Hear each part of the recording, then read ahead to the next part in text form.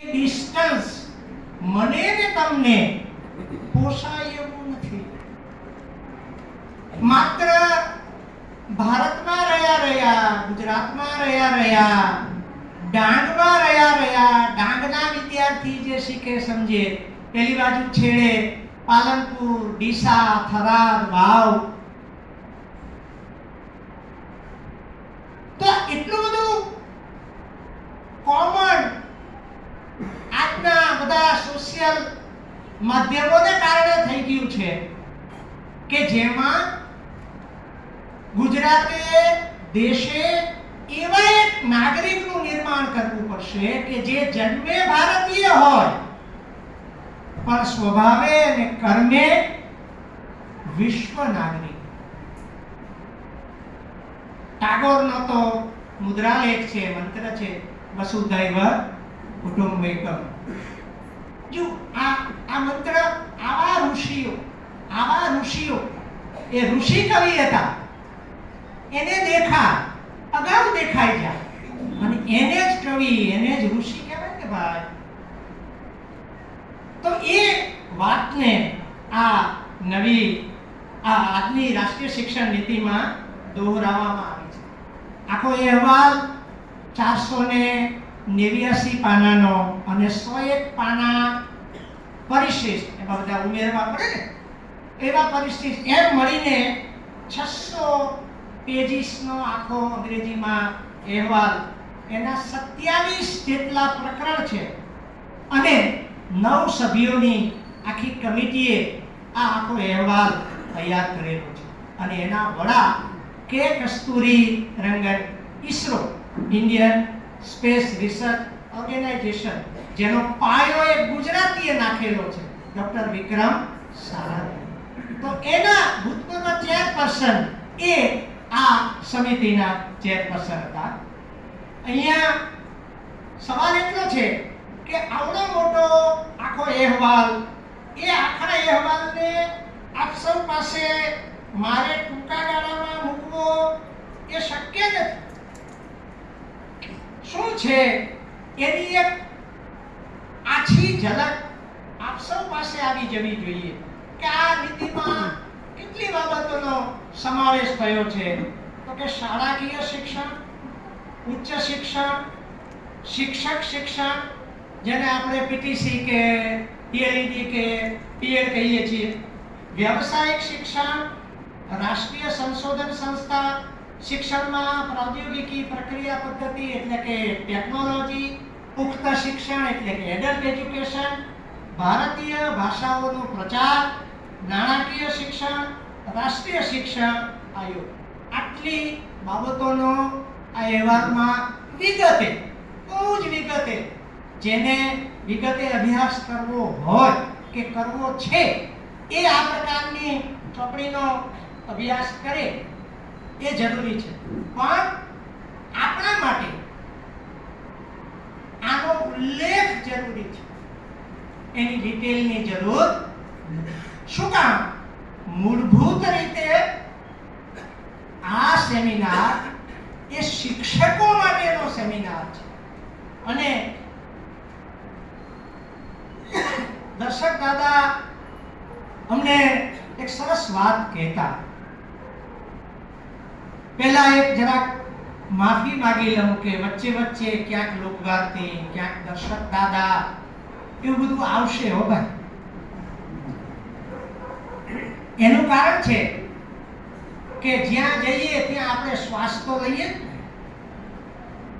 એમ અમારો શિક્ષકોનો આ લોકવાર્તી, આ દર્શક, આ નાના ભાઈ, એ બધા વડીલો, એ અમારા માટે આ એક શ્વાસોશ્વાસ જેવી ગરજ સારે છે. માટે આવશે.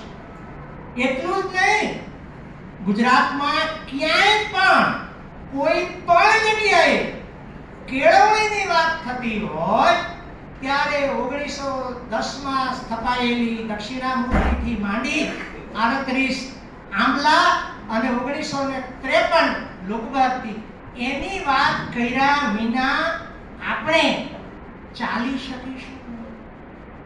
કેમ? તો કે જેણે જે કામ કર્યું છે એ કામ એવા માતબર ગજાનું કર્યું છે કે એમને જ માત્ર પકડી લઈએ ને તો આપણા તમામ પ્રશ્નો સોલ્વ થઈ જાય. અને એ હકીકત છે. અંગ્રેજીમાં સરસ કહેવાય છે કે teacher is a king of the classroom. આપણે ઈચ્છીએ કે ન ઈચ્છીએ, આપણે આપણા વર્ગખંડના બેતાજ બાદશાહ છે. હા, મેનેજમેન્ટ ચોક્કસ શિક્ષકો ના કામ સંદર્ભે એમને ગાઈડલાઈન પૂરી પાડે અને એ જરૂરી છે. પણ અત્યાર સુધીમાં ક્યાંય પણ કોઈ મેનેજમેન્ટે વર્ગમાં સરસ શિક્ષણ કાર્ય કરતા શિક્ષકને બાવડું પકડીને એમ નથી કીધું કે ભાઈ તારે આમ નથી કરવાનું. એનો અર્થ એ થયો કે આપણે આપણા વર્ગના રાજા છીએ અને રાજા છીએ, વર્ગના રાજા છીએ, ત્યારે ચોક્કસ અને ચોક્કસ આપણે આ શિક્ષણ નીતિને એના આ એક ડોક્યુમેન્ટેશન છે, એક દસ્તાવેજ છે. એ દસ્તાવેજના સારને આપણે, મારે ને તમારે, નોટ ઓન્લી ફોર યુ, તમે જ નહીં, મારે પણ ક્યાં લઈ જવાનું છે? આપણા વર્ગ ખંડ. અને આ કામ, આ આખી નીતિ જે છે એ આખી નીતિ તો અને તો જ સફળ થાય જો શિક્ષકો એને સમજે. મંજુબેન, બાબુભાઈ, વડીલો, કારણ કે એના માટે આ કાર્યક્રમ છે. એકડો હોય અને મીંડું મૂકીએ તો 10 થાય. એકડો હોય અને 2 મીંડા મૂકીએ તો કેટલા થાય? 100.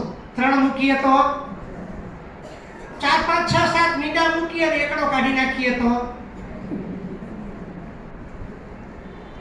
એનો કોઈ મતલબ રહેતો.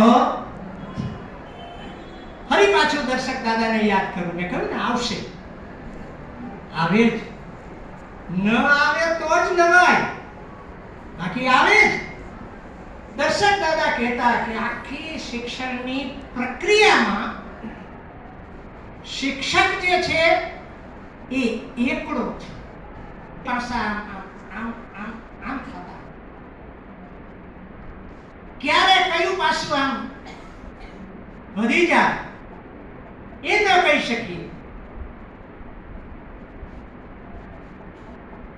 અને ચોથો પ્રકાર, ન કહું એમાં મારી ને આપણા સૌની સલામતી, કે જેની પાસે ગરીબ બાપડો, જેની પાસે કન્ટેન્ટ પણ નથી અને રજૂઆત પણ નથી, પોતે વર્ગમાં હાજર છે.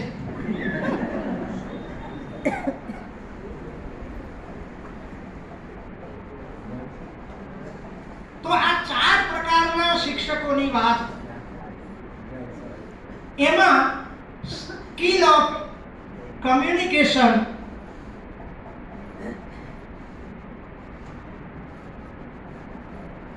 એ બહુ મહત્વની વસ્તુ છે. એટલે પહેલી સ્કિલ લીધી છે. સાદી ભાષામાં કહીએ તો કુવામાં પાણી છે, પણ કુવાનું પાણી ક્યારા સુધી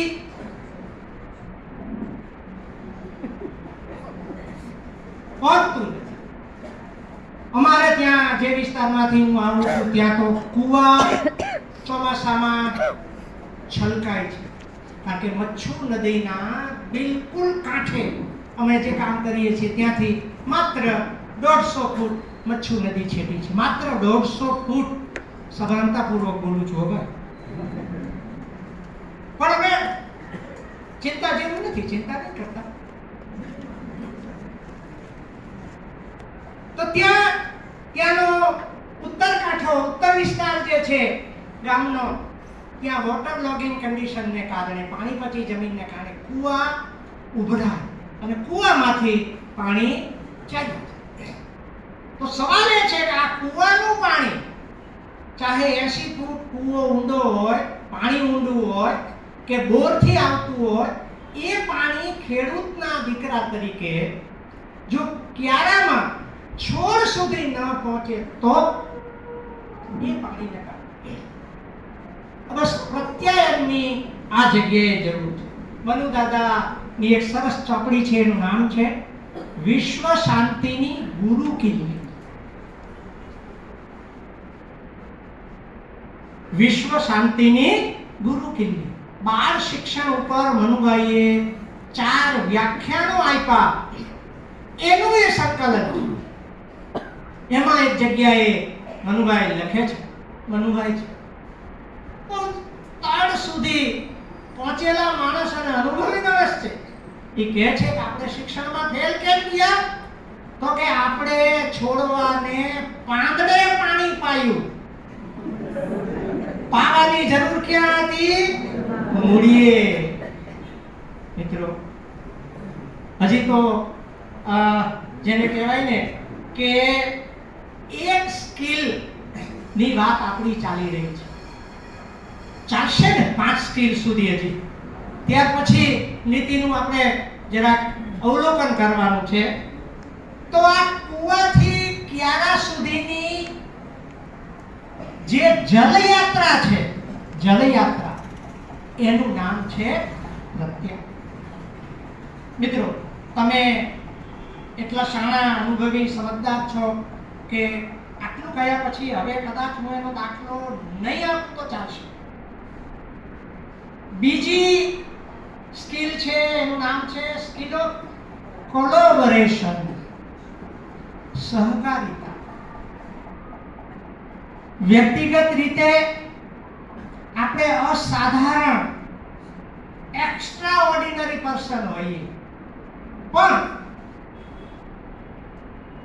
એક શિક્ષક તરીકે વર્ગમાં, શાળામાં, સમગ્ર ભાવાવરણમાં આપણે કેટલા સહકારિતાથી, કોલેબોરેશનથી કામ કરી શકીએ છીએ.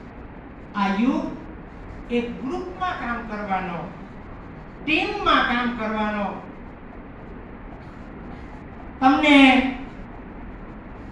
6થા ધોરણનું એક પુસ્તક છે જેનું નામ છે પલાશ, છે ને? ખબર છે મોટા ભાગના, કારણ કે ભણાવું છું. તો એમાં 4થો પાઠ છે, એનું નામ છે અંતરિક્ષમાં સંતા કુકડી. એમાં જે પ્રવૃત્તિઓ આપી છે એ તમે જોશો તો તમને ખ્યાલ આવશે કે કોલેબોરેશન શું કહેવાય. આ પ્રવૃત્તિ સૂચવું છે કે 4 વિદ્યાર્થીઓ ભેગા મળીને આ પ્રવૃત્તિ કરે. આજના જમાનાની બહુ મોટી જરૂરિયાત એ ટીમ વર્કની છે. અને ટીમ વર્ક જેટલું થશે શાળાઓમાં, કેટલીક શાળાઓ હંમેશા ટોપર પોતાના વિદ્યાર્થીઓને રાખે. એનો અર્થ એ થયો કે એ શાળાઓમાં ટોટલ સ્ટાફ એની એક ટીમ કામ કરશે. દરેક જગ્યાએ સ્ટાફ છે. ક્યાંક ગણિતના ટીચર ટોપ લેવલનું ભણાવતા હોય, ક્યાંક સામાજિક વિજ્ઞાનના, ક્યાંક વિજ્ઞાનના, ક્યાંક સંસ્કૃત, હિન્દી કે અંગ્રેજી. પણ આ બધા મળીને શાળામાં એક ટીમ તરીકે જ્યારે કામ કરે, ટીમ સ્પિરિટ, સ્પિરિટ એટલે જુસ્સો. ટીમને પોતાને એક જુસ્સો છે. તો એક ટીમ સ્પિરિટ એ શિક્ષક માટે બહુ મોટી જરૂરિયાત છે. અમે લોકભારતીમાં અહીંયા રાઘવભાઈ છે, બાબુભાઈ છે, મંજુબેન છે, સંગીતાબેન છે, કૌશિકભાઈ પણ બેઠા છે. એ બધાને ખબર છે કે લોકભારતીમાં એવી ઘણી પ્રવૃત્તિઓ કે જેમાં આનંદ બજાર, પછી અહીંયા પણ આપણું સ્વયં શિક્ષક દિન 5મી સપ્ટેમ્બરે આપણે ઉજવીએ. જો આ એક ટીમ વર્કનું ઉદાહરણ અને બરાબર ખ્યાલ આવે છે 1989 માં લગભગ 3.5 દાયકા જેવો સમય થવા આવ્યો. વિદ્યાર્થીઓ પાસે 14મી જાન્યુઆરી આવતી હતી. માણસને આપણે જોઈએ છીએ ડિસ્કવરીમાં કે એનિમલ પ્લેનેટમાં કે નેશનલ જીઓગ્રાફીમાં કે અબકડ જગ્યાએ એક જીરાફ કૂદ્યું એટલે બાકીના બધા એકની પાછળ બધા સમૂહમાં કીડીઓની આખી હાર ચાલી જતી. પણ આપણે મેં પહેલા કહ્યું એની જેમ વ્યક્તિગત રીતે તો બરાબર ટનાટન, પણ 5 જણાએ ભેગા મળીને કંઈક પ્રોજેક્ટ કરવાનો હોય એ થોડું ડિફિકલ્ટ છે. પણ હવે ઘણી શાળાઓ આવા પ્રોજેક્ટ કરે છે કે જેમાં શિક્ષકોએ વિદ્યાર્થીઓ સાથે એટલું જ નહીં, કેટલીક શાળાઓ કોલેબોરેશન કરે છે. જો અહીંયા પણ મને એમ છે 5-7 શાળાઓ સુનીતાબેન છે. તો એનો અર્થ એ થયો કે આ બહુ જરૂરી ચીજ છે. માત્ર ભેગા થવું, વન ડે પ્રોગ્રામ, અરાબારે જય જગત એમ નહીં, આ એક સંસ્કાર પણ છે. શિક્ષણનું કામ આપણે હાવ આદિ ભાષામાં ઘસાઈ કેમ ગયા એનું એક જ કારણ કે આ સંસ્કાર, આ સંસ્કૃતિના જે હતા કોલેબોરેશનના, સહકારિતાના, એ આપણે ભૂલી ગયા. એટલે આવા કાર્યક્રમો જ્યાં ક્યાંય થાય છે શાળાઓમાં, એ બહુ મોટો સંસ્કાર શિક્ષકોને આપે છે. અને એ સંસ્કાર આપોઆપ અનાયાસે કશું કર્યા વિના એ બાળકો પાસે પહોંચે છે અને બહુ મોટું કામ થઈ જાય છે. અને બીજું કહી રાખવું કે આ દુનિયામાં 100% સ્વાવલંબન ક્યાંય શક્ય નથી. દુનિયા આખી પરસ્પરાવલંબનથી ચાલે છે. કોઈ એક શિક્ષક બહુ માસ્ટર નહીં, માસ્ટર હોય ગણિતનો, એનાથી શાળા ચાલે? એ ગણિતમાં છોકરાઓને ચોક્કસ ઊંચાઈ સુધી લઈ જાય, પણ પાછળની ટીમે પણ સાથે જોડાઈને એક કોલેબોરેશન કરે. ત્રીજી વાત છે સ્કિલ ઓફ ક્રિટિકલ થિંકિંગ. એટલે કે કોઈ પણ વસ્તુ આપણી પાસે આવી ત્યારે આપણે એને ગુડી આવવા દિયો, એ અભિગમથી એઝ અ ટીચર, એક શિક્ષક તરીકે નહીં જોઈએ. તમને ખબર હશે, મેં પલાશનું નામ લીધું, ધોરણ 6ની ચોપડી, એના વિશે થોડો ઉહાપો ચાલે છે. ઉહાપો કયા પ્રકારનો છે કે કેટલાક લોકોનું કહેવાનું એમ છે કે આ અમુક પ્રકારના, અમુક લેવલના બાળકો માટે છે, અને અમુક લોકો એમ કહે છે કે એમાં આવું નથી. તો આ ક્રિટિકલ થિંકિંગ છે. ક્રિટિકલ થિંકિંગ છે અને બહુ જરૂરી છે. ગુણદોષની ચર્ચા જ્યારે એક ટેક્સ્ટબુકના સંદર્ભે, ઇવન શા માટે ટેક્સ્ટબુક, આપણે આપણા બે વર્ગો વચ્ચે પણ થોડું ક્રિટિકલ થિંકિંગ કરવાની જરૂર છે. કે મેં ગઈકાલે બપોર પછી જે વર્ગ લીધો 4 વાગે, એના કરતા અત્યારે 8:30 જે હું 6થા ધોરણનું સામાજિક વિજ્ઞાન ભણાવું છું, એ કોઈ કહેશે નહીં, કોઈ ફરજ પાડશે નહીં. માત્ર શિક્ષક જ પોતાના બે વર્ગની, ગઈકાલના આજના વર્ગની તુલના કરે છે અને એના ગુણદોષની ચર્ચા કરે છે. કારણ કે શિક્ષકે આગળ જવાનું છે અને જવું પડશે. એ મારા અને તમારા અસ્તિત્વનો સવાલ છે, એની ચર્ચા થોડી પાછળ આવે છે. 10મા ધોરણમાં સંસ્કૃતનો એક પાઠ છે.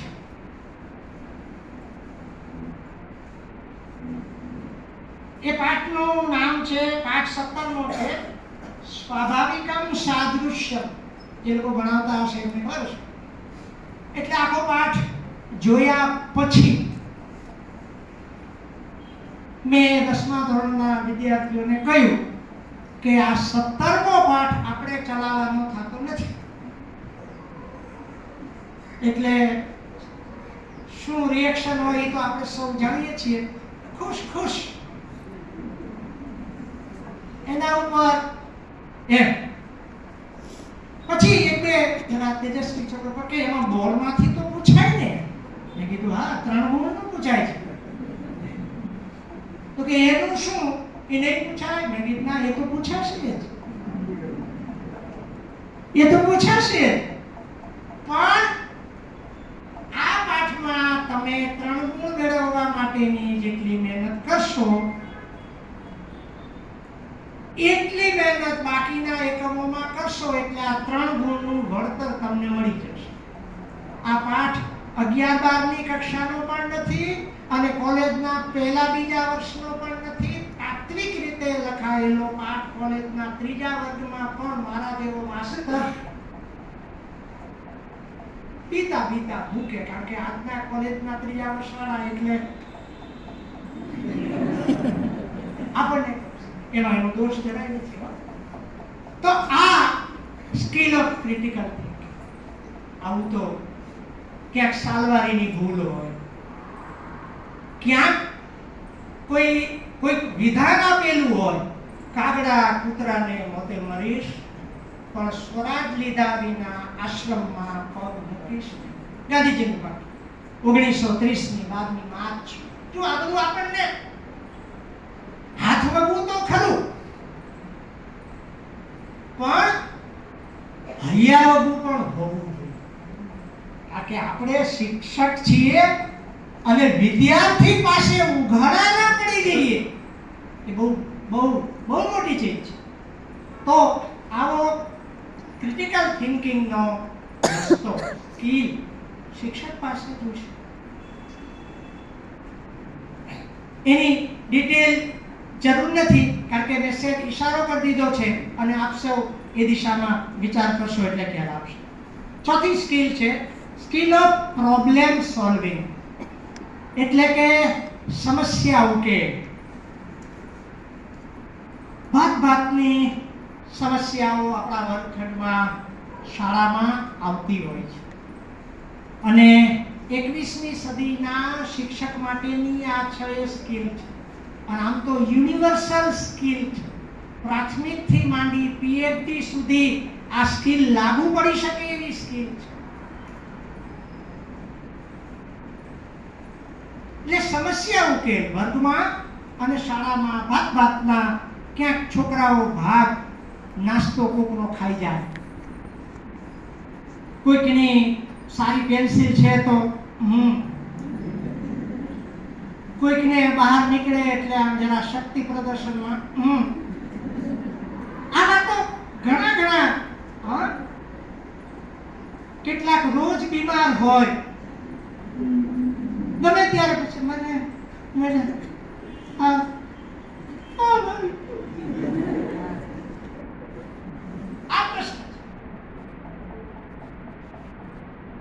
કેટલાક નિયમિત રીતે અનિયમિત હોય, રેગ્યુલરલી ઇરેગ્યુલર. નિયમિત રીતે અનિયમિત હોય એટલે કે અનિયમિતતામાં નિયમિત પાડે બરાબર શ્રદ્ધા નામે વળગી રહી. આ આપણા વર્ગખંડના પ્રશ્નો છે, શાળાના પ્રશ્નો છે. તો સ્કિલ ઓફ પ્રોબ્લેમ સોલ્વિંગ સાહેબ એને હું કે તમે ટાળી ન શકો. This is our main duty. આ આપણી મુખ્ય ફરજ છે. જેટલું કન્ટેન્ટ બાળક પાસે કમ્યુનિકેટ થવું જોઈએ એટલી આ ફરજ છે. અને આપણને કોઈ કે તો અલ્હમ્દુલિલ્લાહ ન કહે તો સુબહાનલ્લાહ.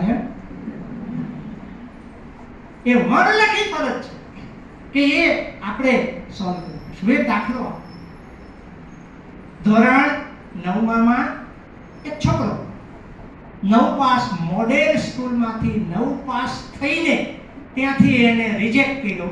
યતીમ છોકરો એટલે કે અનાથ બાળક, એનું નામ આરીફ. એને મા બાપ તો માય નહીં બાપી નહીં. એટલે એક સજ્જન આવ્યા કે સાહેબ તમે આવા પ્રોબ્લેમેટિક કેસ પર કામ કરો છો, એટલે તમારે ત્યાં બાળક માટે કાંઈ વિચાર કરી શકાય? એટલે મેં કીધું બાળક જોડે વાત કરું પછી તમને કહું કે સાહેબ. વળતે દિવસે મેં કીધું એટલે બાળકને લઈને આવ્યા, બાળક જોડે વાત કરી અને એમને એટલું કહ્યું કે આ કામ મને ગમે છે, હું કરીશ.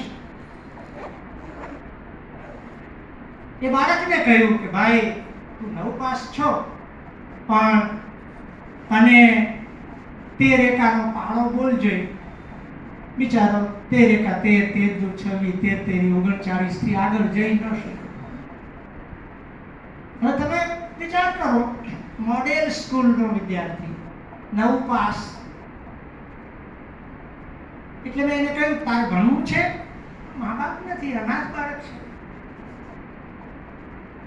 તો કે હા, છાત્રાલયમાં રહેવાનું. તારે કશી પેલા ભાઈને જે આવ્યા હતા એના પાડોશી, તમે કશી ચિંતા કરો, કોઈ જ જાતની નહીં. બસ આ બાળક હવે આજથી અમારું કઈ નહીં, તમારે કશું જ એવું કરવાનું નથી, આર્થિક ચિંતા નથી કરવાની. શાળાઓએ આવું કરવું પડતું હોય છે. This is our social responsibility. આ આપણી સામાજિક ફરજ છે. એટલે બાળક જોડે વાત કરી. 2-3 દિવસ બાળક જરા સુનમુન જેવો, કારણ કે મા બાપ નથી, અઘરી વસ્તુ છે. 4થા ધોરણમાં હતો ત્યાંથી જ છેલ્લે માં ગુજરી ગઈ. બાપા તો પહેલા ટીબીમાં કે એમ કઈ ગુજરી ગયેલા. એટલે એને કહ્યું બેટા તને આપણે 10મા ધોરણમાં પહેલી ટ્રાય પાસ કરવી છે. એટલે એની આંખમાં જરા, કારણ કે આવું તો કોણ એને કહે, બધા એમ જ કહે કે આને તો બરાબર આપણે જાણીએ છીએ કેવા કેવા શબ્દો અને કેવું વર્તન. એટલે એક કરીએ, તું 4થા ધોરણમાં બેસ. કેટલું પાયાનું વાંચવાનું, લખવાનું, ગણવાનું તને આવડી જાય. એને 2 મહિના 4થા ધોરણમાં બેસાડ્યો. આ બિલકુલ બિલકુલ બિલકુલ ધરતી ઉપરની વાસ્તવિકતા. અને મને અહીંયા થોડું લાગ્યું કે કરવા જેવું છે. એટલે 2 મહિના બેઠો એટલે છોકરા ઉપર કામ થયેલું નહીં. બધાએ સાચવેલો, કુટુંબ પરિવારજનોએ, કાકા દાદા મામા જે કોઈ કહીએ, પણ સંસ્કાર એ લોકો શીખવેલું નહીં. એટલે 2 મહિનામાં બાળક કરાય. પછી એને 2 મહિના પછી 6થા ધોરણમાં, અને ત્યાં સુધીમાં તો ખાસો એનો 10મા ધોરણનો કોર્સ ચાલી ગયેલો. એટલે 10મામાં તો બેસાડી શકાય એવું હતું નહીં. બીજા વર્ષે આ જરા તૈયાર કરતા કરતા એને 10મામાં બેસાડ્યો. અને એ છોકરો પોતાની મહેનતથી, સાહેબ પોતાની મહેનતથી, આપણે જાણીએ છીએ કે એમાં અન્ય લોકો પણ મહેનત કરી શકતા હોય છે, પણ પોતાની મહેનતથી ધોરણ 10 પાસ થયું. આ પ્રોબ્લેમ આવું આપણે કરતા જ હોઈએ છીએ, એક યા બીજા સ્વરૂપે. કેટલાક બાળકો એવા પ્રોબ્લેમેટિક હોય કે એને ભણવા સિવાયની તમામ બાબતોમાં રસ હોય. આપણે એમ કહીએ કે બેસી જાવ તો હમણાં આવું મેડમ, હમણાં આવ્યો તમે જોવો ને.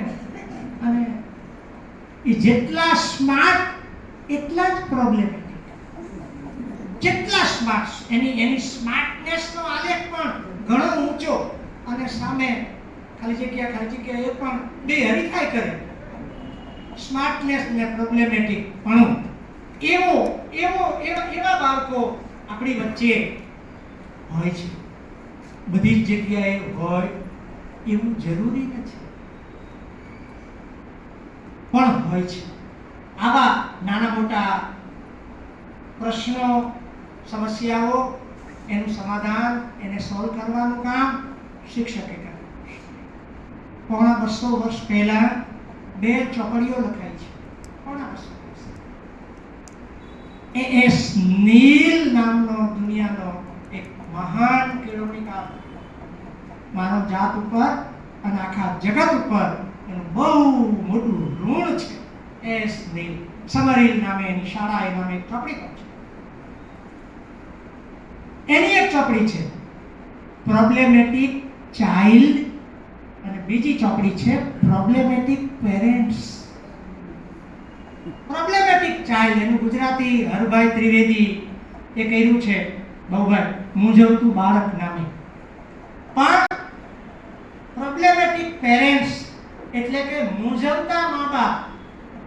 છોકરાને સાયન્સમાં જવું નથી. જોજો, મા બાપ ક્યાં પેરેન્ટ્સ પ્રોબ્લેમેટિક સાબિત થાય. બાળકને સાયન્સમાં જવું નથી, એની સ્વાભાવિક રુચિ આર્ટ્સમાં જવાની છે. પણ આસપાસના સોસાયટી વાળા, પાડોશી, સગા સંબંધી, મિત્રો, કુટુંબીજનો લે અરે સાયન્સનો જમાનો છે. સાચી વાત છે, આપણે ક્યાં ના પાડીએ છીએ. પણ એ બાળકની ઈચ્છા નથી, એની ઈચ્છા તો આર્ટ્સમાં જવાની છે. અને પરાણે મા બાપ એની ઉપર સાયન્સ ઠોકી બેસાડે. લેવડાવે એમ શબ્દ વાપરતો નથી, ઠોકી બેસાડે એમ શબ્દ વાપરે. આવું થાય છે. ત્યાં મા બાપ પ્રોબ્લેમેટિક. 150 પોણા 200 વર્ષ પહેલા નીલને આ ખબર પડી ગઈ. આપણે તો આજે જોઈએ છીએ પાછલા 25-30 વર્ષથી. અમને તો મારા બાપા એમ કીધું, સારું બેટા હવે એ ભણવા જવું છે તો હા 10:30 જવાનું, 5 વાગે થેલો મૂકી દેવાનો, બીજે દિવસે 10:30 જવાનું. કઈ બીજી બહુ માથાકૂટ નહીં. આવો હળવો જમાનો તો હવે ક્યાંક વાર્તા નવલકથામાં હોય તો, બાકી તો બહુ ભારેખમ થઈ ગયું છે. એટલા પ્રોબ્લેમેટિક પેરેન્ટ્સ. તો આ બધા સોલ્વ કરવા પડશે સવાલો. બાળક સરસ છે, નિયમિત ભણવા આવે છે, પણ મા બાપ એને એક સ્કૂલમાંથી બીજી સ્કૂલમાં, બીજી સ્કૂલમાંથી ત્રીજી સ્કૂલમાં. મા બાપ એમ માને છે કે સ્કૂલ શિક્ષણ આપે છે. સાહેબ, ખોટી વાત છે. બિલકુલ આના જેવું મોટું હંબક તું કોઈ નથી. સ્કૂલ શિક્ષણ આપતી જ નથી, સ્કૂલ વ્યવસ્થા કરે છે. શિક્ષણની સામગ્રીની, ઇવન શિક્ષકની પણ. શિક્ષણ તો બાળક પોતાના ગજા પ્રમાણે મેળવે છે. સારામાં સારી સ્કૂલોમાં કેટલા ટકા રિઝલ્ટ આવ્યું? તો કે 98.22%. તો કે આટલા છોકરા, તો કે હા એટલા છોકરા નહીં ગયા. સ્કૂલ તો ટોપ લેવલની છે. ટોપ લેવલની સ્કૂલ કે જ્યાં જેની કોઈ વાત ન થાય એવી સ્કૂલ, એવી ભૌતિક સુવિધાઓ, ફેસિલિટી, સ્ટાફ, તંત્ર. પણ એમાં પણ 98.22% રિઝલ્ટ આવ્યું. એનો અર્થ એ થયો કે હું આ વાત કરું છું, મેં વિધાન કર્યું ને, તો મારે સાબિતી આપવી. જો સ્કૂલ બાળકને પાસ કરાવતી હોત તો બાળક પાસ થઈ ગયું હોત. તો આ પ્રશ્ન, આ સમસ્યા શિક્ષકની સમસ્યા છે. મા બાપની તો છે જ, પણ જ્યારે વર્ગમાં આવે છે, શાળામાં આવે છે, ત્યારે એ મારી અને તમારી મૂંઝવણ બની જાય છે. એટલે સ્કિલ ઓફ પ્રોબ્લેમ સોલ્વિંગ. આ મારે ને તમારે મારી અને તમારી ગરજે કરવું પડશે. ગરજે કેમ ભાઈ? જરૂરિયાત નહીં ના.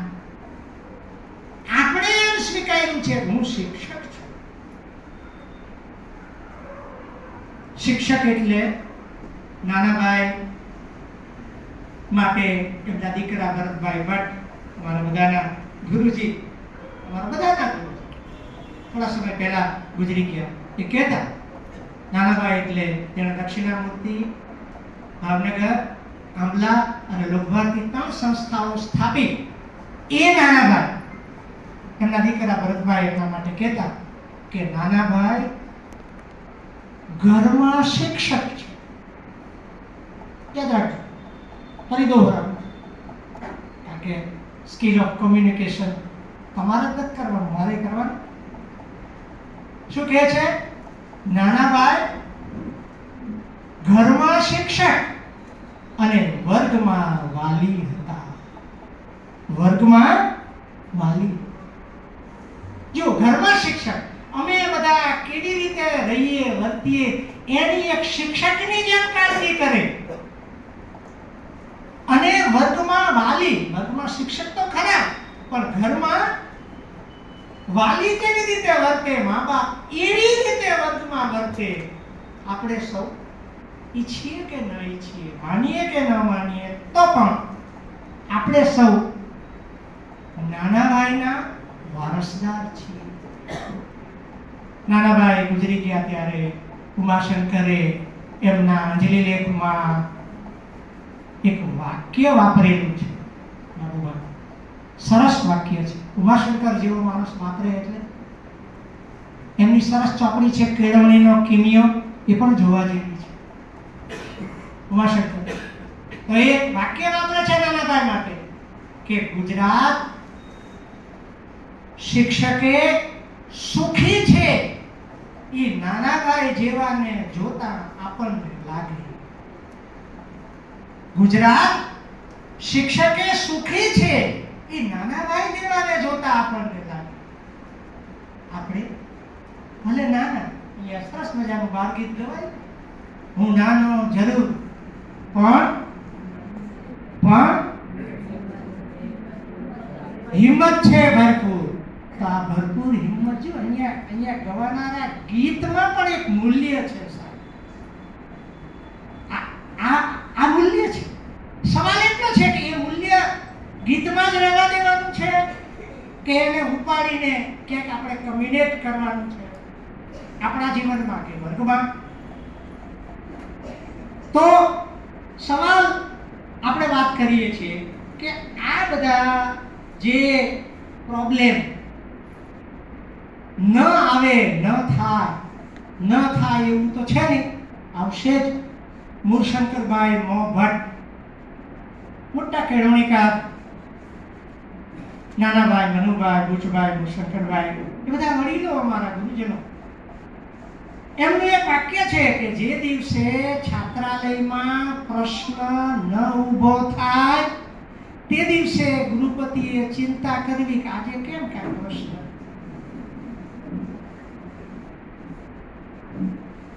નહીં તો આપણે છોકરાઓને ગૃહકામ આપીએ, છોકરાઓ આપણને કાંઈ ન આપે ગૃહકામ.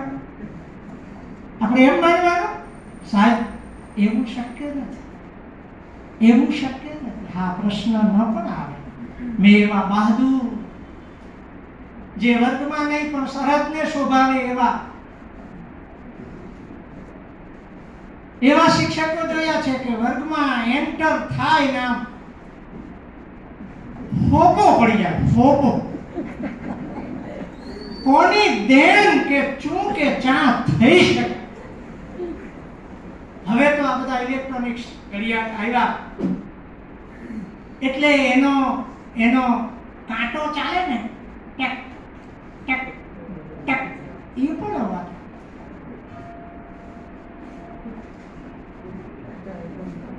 કહેવાનો મતલબ કે આ બધા પ્રશ્નો આવવાના છે.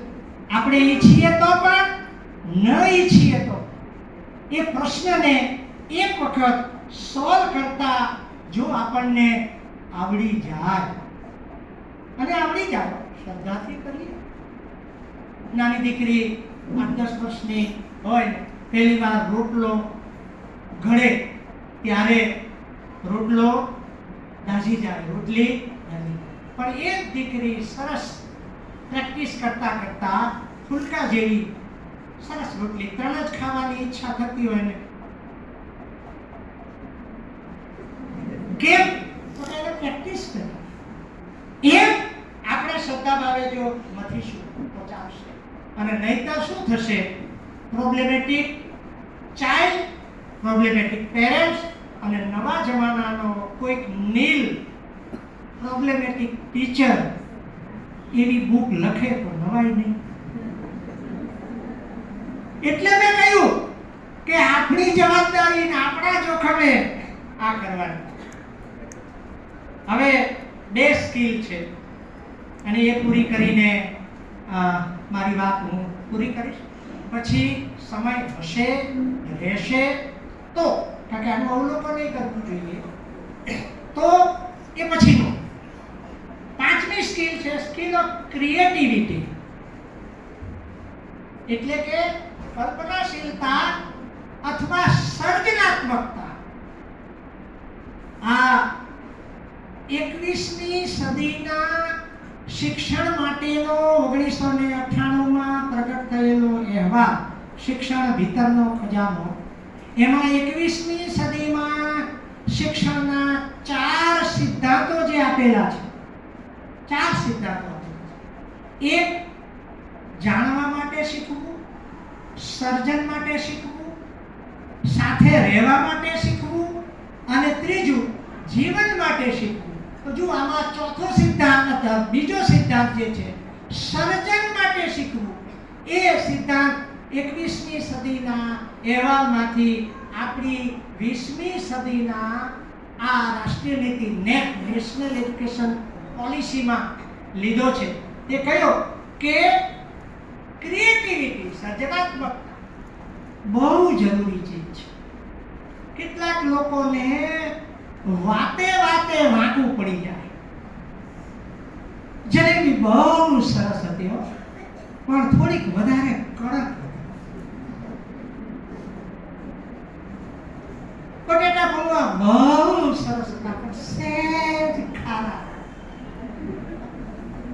બસ એની શરૂઆત સહેજ, અંગ્રેજીમાં શબ્દ છે સ્લાઇટ, SLIGHT, સ્લાઇટ, ત્યાંથી જ શરૂઆત. ગુજરાતીમાં એક ચોપડી લખાણી છે, નામ છે વાંક દેખા વિવેચન. કેટલાક લોકોની નજર પડે ને એ કહર નજર હોય, ભસ્મીભૂત આખા પાકને કરી નાખે. આપણે તો યાર શિક્ષકની તો કહર નહીં, રહેમ નજર હોવી. રહેમ મોટી ચીજ છે. ઘણી વાર આપણને એમ થાય કે આ બધું કેમ થાય? એ થાય. એને કરવાનું નોટ ટુ ડુ. એને કાંઈ કરવાની જરૂર નથી. થાય. આપણે શ્રદ્ધા ભાવે આપણું પોતાનું હૃદય લઈને બાળકો પાસે જઈએ છીએ તો ચોક્કસ આ થાય. આપણે વાત કરીએ છીએ સ્કિલ ઓફ ક્રિએટિવિટી, સર્જનાત્મકતા, કલ્પનાશીલતા. દુનિયા જેટલી હકીકત ઉપર ચાલે છે, કદાચ એથી થોડીક વધારે કલ્પના ઉપર ચાલે છે. હું તમને એના 2 દાખલા આપીશ. એક, આ રાઈટ બંધુએ વિમાન શોધ્યું, બરાબર? એને ક્યાંથી પહેલો વિચાર આવ્યો હશે? પંખીમાંથી. કારણ કે એ તો રામચરિતમાનસ કે વાલ્મીકીનું રામાયણ કાંઈ બરાબર ભણ્યા નથી, વાંચ્યું નથી. નહીતર એને ખબર હોય કે પુષ્પક વિમાન, ભવ્ય કલ્પના. એટલે પંખી પરથી એને પ્રેરણા, કલ્પના. બીજી જરા આશ્ચર્ય પ્રમાણે એવી વાત, જેસીબી આપણે જોઈએ છીએ. અમારે રસ્તામાં આવવા માટે 2-3 જગ્યાએ જઈએ ને પાછું આમ આવવું પડ્યું. તો એમાં આ બધા કામો ચાલે છે કે ખાલી જગ્યા બરાબર. તો જેસીબી નો ઉપયોગ એ આમ ઉપયોગ થઈ ગયો છે. તો આપણને નવાઈ લાગે, વીંછી માંથી પ્રેરણા લઈને આ જેસીબી ની શોધ થઈ છે. જો એનો આમ કરીને પેલો વીંછી પણ આમ જરાક આમ ખાટો થાય ને, કરવો નહીં, કુદરતી થઈ ગયો હોય તો ત્યારે તમે જોશો તો તમને ખ્યાલ આવશે. સવાલ એટલો છે કે આ ક્રિએટિવિટી વાળી વાત જે છે 1996 માં અહીંયા હું આવેલો ત્યારે નાનકડું એક ભાષણ કરેલું.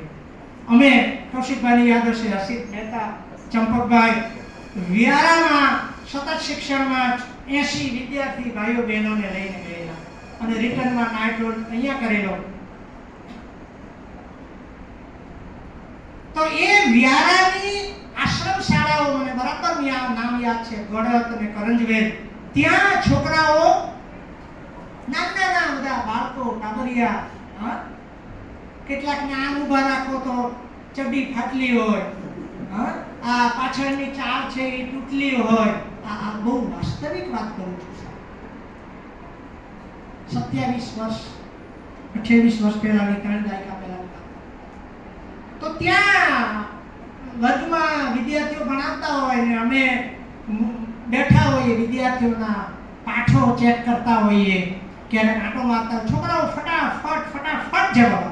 આપણને એમ થાય કરે આવા સરસ જવાબો તો સારી શાળાઓમાં પણ આપતા નથી. આશ્રમ શાળાઓમાં એકાદી નદીને કાંઠે આશ્રમ શાળા હોય અને ભરપૂર અસુવિધાઓ હોય,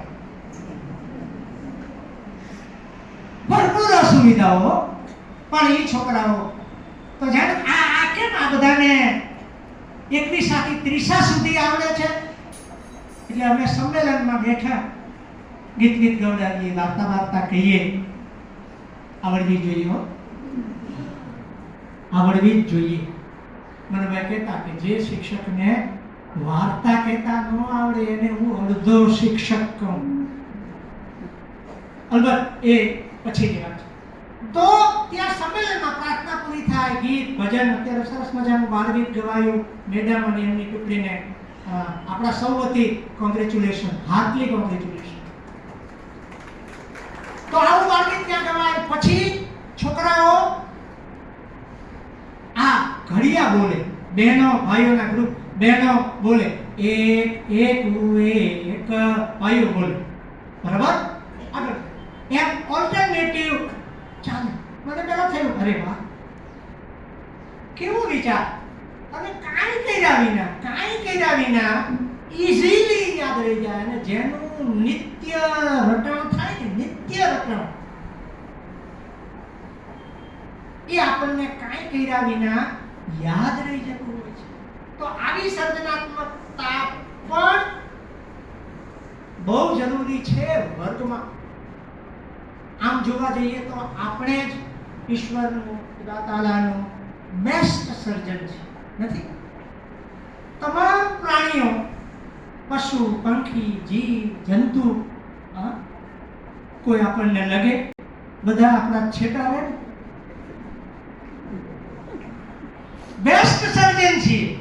એની સર્જનાત્મકતાનો આપણે બીજે ઉપયોગ નથી કરવો. મારે તમારે આપણે આપણા વર્ગખંડમાં એનો ઉપયોગ કરવો છે.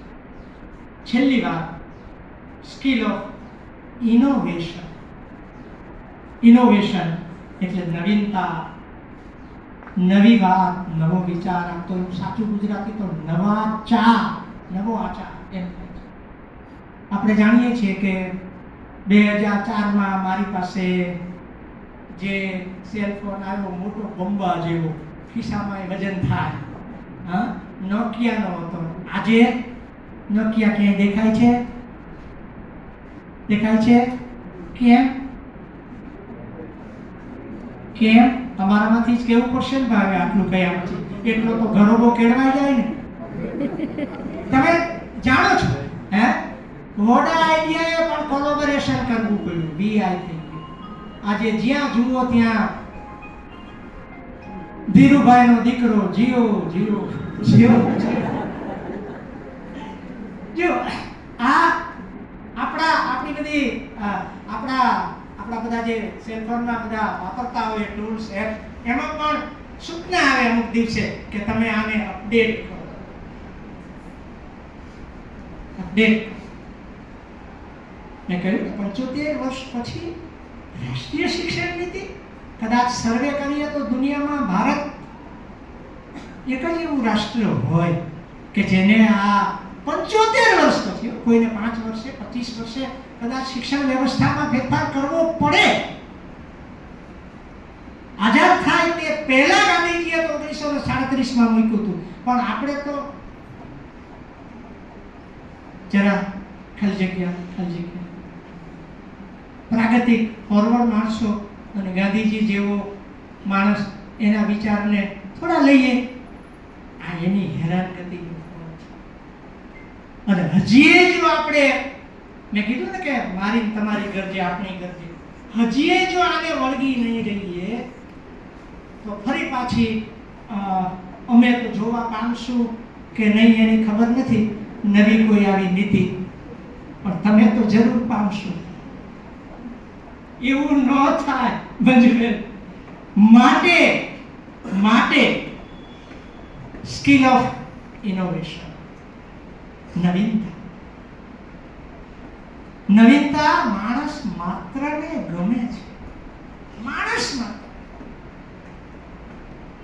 કેટલીક જગ્યાએ લગ્નના વરામાં જઈએ તો 2 જ વસ્તુ હોય સંભારામાં, ટમેટા અને કાકડી. બીજું તો હોય જ ઘણું બધું, પણ એવું સરસ મુકાયેલું ગોઠવાયેલું હોય કે આપણને ઘણીવાર તો આપણે બીજું બધું છોડીને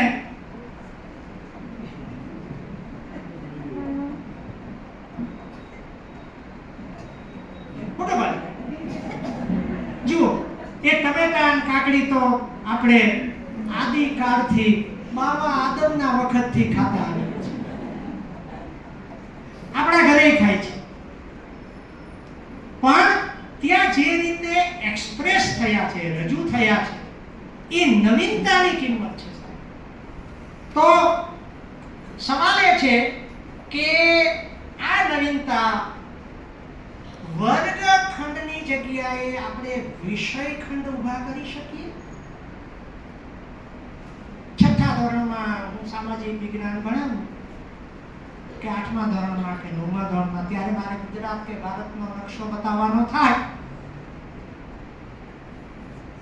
એના બદલે વિષયના જ ખંડ હોય, ગણિત ખંડ, ભાષા ખંડ, વિજ્ઞાન ખંડ. ગણિત હોય તો આર્યભટ્ટ નામ આપીએ, ભાષા હોય તો ઉમાશંકર નામ આપીએ, અને વિજ્ઞાન હોય તો સારાભાઈ કે એવું કોઈ નામ આપીએ.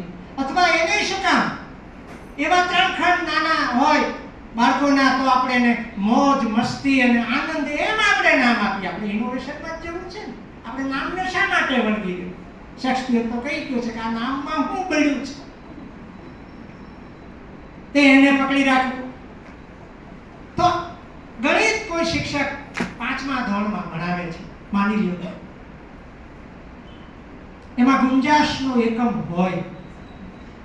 કયા ધોરણમાં છે અત્યારે પર્ટિક્યુલર મને ખબર નથી, પણ આવો એક એકમ વાળો પાઠ મેં બહુ વર્ષો પહેલા એક લેસન જોયેલો છે, મને યાદ છે. ધોરણ 4માં સંગીતાબેન મારી મદદે આવ્યા. તો એ અહીંયા એના વર્ગમાં માપ્યા નહીં હોય, પણ ગણિતનો ખંડ હોય તો ત્યાં ડોલ હોય, તપેલી હોય, જગ હોય, લોટો હોય, પ્યાલો હોય, કપ હોય અને એના બાકીના માપ હોય. પછી આપણે બાળકને દઈએ, જોઈ ભાઈ લે જોઈ, પણ આપણે એટલી કાળજી રાખીએ છોકરાઓ દોડવાની તક ન જાપ્યો. મનુભાઈ કહેતા કુંભાર કરતા ગધેડા ડાયા. આપણા કરતા છોકરા ડાયા, ઈ જાતે શીખે. આ ઇનોવેશન એટલે નવું નવું આપણે ક્યાંકથી લઈ આવીએ એમ નહીં. ભારત પાસે એટલું બધું નવું છે. ઘણા વર્ષ પહેલા ભણાવતા એકવાર છોકરાઓને આથી ફોન આવ્યા હતા, લગભગ 2004-5ની વાત કરું છું કે પછીનો કંઈક ગાળો, પણ કમસે કમ 20 વર્ષ તો થયા, 15-20 વર્ષ. મેં કીધું તમે પર્યાવરણમાં એવું ભણાવો છો કે વાઘ આવા ચટ્ટા વાળા અને વાઘ સફેદ હોય, પણ એમ નહીં કહેતા કે આ બે જ પ્રકારના દુનિયામાં વાઘ છે. શું કામ? તો કે આજે આ સેલ ફોન એ આમ થઈ ગયો છે. બાળક ક્યાંકથી જો જોઈને આવશે તો તમને એમ કહેશે, સાહેબ આવા પણ વાઘ હોય છે. ત્યારે તમે મનુભાઈનું રાષ્ટ્રીય વિધાન, રાષ્ટ્રીય શિક્ષણ નીતિનો વર્ગ છે, સેમિનાર છે, કે કુંભાર કરતા ગધેડા ડાયા.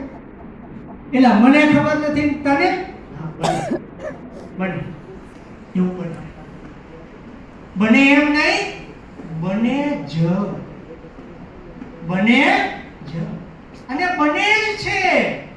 પણ આપણે મેં કીધું ને કે સાહેબ એન્ટર થાય એટલે જાણે હોપો પડી જાય, સ્મશાનવત શાંતિ. હવે તો સ્મશાનમાં શૈક્ષણિક અવાજ થતો હોય છે.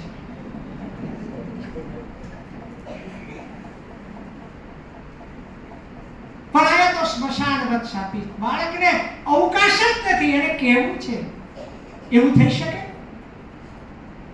9મા ધોરણમાં એક સરસ મજાનો પાઠ આવે છે, કદાચ બીજો જ પાઠ છે, વર્ષા અડાલજા, રેસનો ઘોડો.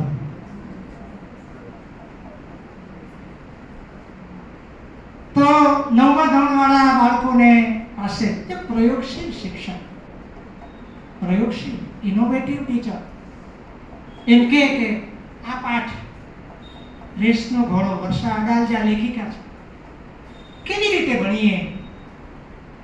અલબત્ત આ આપણે સીધા 9મા ધોરણમાં આવીને તરત એમ નહીં કહી શકીએ. આના માટે પહેલા આપણે ઇનોવેટિવ થવું પડશે. દયારામને 450-500 વર્ષ પહેલાનું એક ભજન છે, એની એક પંક્તિ કે તુજ સંગે કોઈ વૈષ્ણવ ન થાય, તુજ સંગે કોઈ વૈષ્ણવ ન થાય તો તું વૈષ્ણવ કાચો રે. કાચો રે, એ રે છે ને, રે ઉપર વાત આપણે કહીએ અરે રે રે ઉપર વાત છે, તું વૈષ્ણવ કાચો છો. એમ આપણું ઇનોવેશન બાળકને જો ટચ ન કરે તે દિવસે આપણે એમ માનવું કે આપણે થોડા કાચા છીએ. તો સવાલ એટલો છે કે આ ઇનોવેશન આપણને એમ થાય આવું થાય. કોઈ પણ ધોરણમાં ગમે ત્યારે, ગમે તે ઉંમરના બાળકોમાં, ગમે તે શાળામાં ઇનોવેશન થઈ શકે. May be possible, can be possible. ક્યારે થાય? કે જો હું પોતે ઇનોવેટિવ હોઉં તો. સ્વાતંત્ર્યની લડાઈ 1857માં શરૂ થઈ. 1947માં 90 વર્ષ, લગભગ એક સદીના સંઘર્ષ પછી, મથામણ પછી, અને 1915 થી 48 સુધીના 33 વર્ષના સમયગાળામાં બાપુના અહિંસક સત્યાગ્રહ અને અસહકારના વિશેષ યોગદાન સાથે એ આપણે આઝાદ થયા. કેમ? ગાંધી પહેલા કેમ આ વાત કોઈને આટલી ટચી ન બની? અનેક લોકો હતા, મહારથીઓ હતા સાહેબ. લોકમાન્ય તિલક, અરવિંદ ઘોષ, લાલા લજપતરાય, અસંખ્ય મહાનુભાવો. પણ ગાંધીએ જે સ્ટ્રેટેજી અપનાવી, તો માણસ પોતે ને દયારામ વાળી વાત કરી, આપણે જો ઇનોવેટિવ હોઈએ છીએ તો આપણું ઇનોવેશન એટલે કે નવીનતા બાળક સુધી સ્પર્શે, અને એ હકીકત છે. છેલ્લી આમાં એક વાત કે આ નીતિમાં એવો પણ વિચાર કરવામાં આવ્યો છે કે શિક્ષકોને થોડી હળવાશ આપવી. એક રમૂજી કિસ્સો વહેતો થયેલો આપ સૌએ પણ જાણ્યો હશે કે એક શિક્ષક કૂવાને કાંઠે બિચારો બેઠો છે, એનો ઓર્ડર કૂવામાં પડી ગયો. આ જે લખ્યું છે ને એ તો પેલી જલપરીની વાર્તા જેવામાંથી આ વિચાર ઇનોવેટિવ આઈડિયા લીધો છે, અને જરાક આમ રડમસ જેવો થઈ ગયો અને દેવી પ્રગટ થયા કે શું, તો મારો ઓર્ડર પડી ગયો કૂવામાં.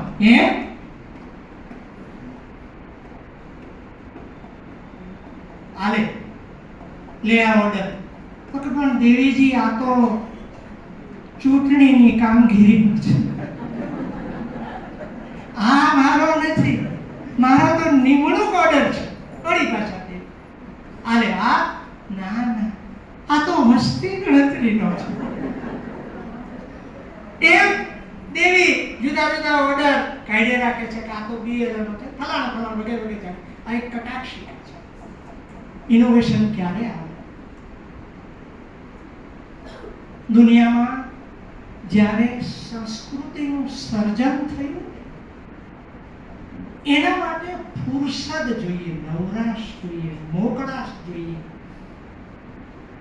અને એ મોકળાશ, એ હળવાશ તો જ શિક્ષકોને રહે. આનો વિચાર આમાં થયો છે. કેટલો થયો છે, કેમ થયો છે, એ 2 નંબરની વાત. હું એમ માનું છું કે મેં 8:45 શરૂ કરેલું એટલે 1.5 કલાક થઈ. હજી એક મહત્વનો મુદ્દો તો બાકી રહી જાય છે, એના માટે પાછી 1 કલાક 3 કલાક જેવું થાય એવું છે. પણ જો આમના મુખ ખેંચે રાખવું, ખાલી જગ્યા ગુજરાતીમાં, તો ખેંચી શકાય, ખેંચી શકાય, કઈ અઘરી વસ્તુ નથી. અહીંયા મારો અવાજ જરાક આમ સહેજ તરણાણો અને અહીંયા પાણી આવી ગયું અને એમાંથી મેં પ્યાલો પકડી લીધો છો. ખેંચી શકાય, પણ એ જરૂરી નથી. હવે બાકીના મિત્રો કહેવા છે. અને જો સમય બચશે તો એક ગીત તમને ગવડાવશું, બાળગીત, અને પછી બાકીનો ટોપિક લેશું. એ લેવો જરાય જરૂરી નથી સંગીતાબેન, બિલકુલ તમે નિર્ભય રહેજો. એનું કારણ છે કે મંજુબેન અને બાબુભાઈ તો મારા ખુદના વડીલો છે. મારે દાઢી છે એટલે એમ નહીં માનતા કે મંજુબેન મારાથી નાના છે. ના, કૌશિકભાઈ પણ વડીલ છે. કેમ? તો કે એ લોકો પાસેથી પણ આપણે સાંભળ્યું. ચોક્કસ એ જે અવલોકન છે એ પણ એટલું જ રસિક છે.